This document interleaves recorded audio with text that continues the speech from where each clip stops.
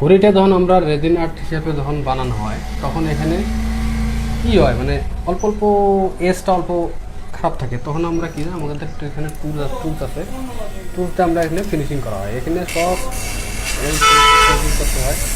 Finishing করলে কি হয়, এটা পুরা এজটা ধারালো থাকে না, স্মুথ হয় আর এটা ক্লিন হয়ে যায়। আর এটার যদি এটা কয় রেজিন আর্ট, এরকম আছে এগুলোকে রেজিন আর্ট। এটার একটা হয়ে গেছে, এটা ঘড়ি হয়ে গেছে, তারপরে এটা একটা ঘড়ি হয়ে যাবে, বিশাল বড় ঘড়ি, ইচ্ছাগুলি বানাতে পারি। তারপরে আপনার ফ্লোর, মেটালিক ফ্লোরবিলাক হয়, এটা আমরা যেখানে করছি এটা হলো 3D ফ্লোর।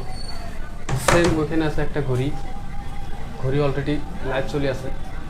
তো এইগুলো বস্তু আমরা নিজেও বানাই এবং কি এখানে আমরা ট্রেনিংও দিই। সেই জন্য যদি কারো ইচ্ছা আছে এখানে ট্রেনিং করার, তো আমাদের নেক্সট বেস আরম্ভ হইতে চলছে, বুকিং চলে আসে। হ্যাঁ, আমাদের নেক্সট বেসের বুকিং চলে আসে অলরেডি।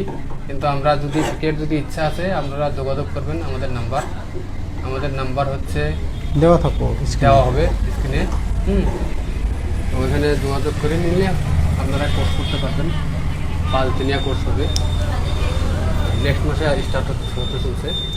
তো এটুকু বলে এইরকম resin epoxy flooring and resin art সম্পর্কে কোর্স করা হবে।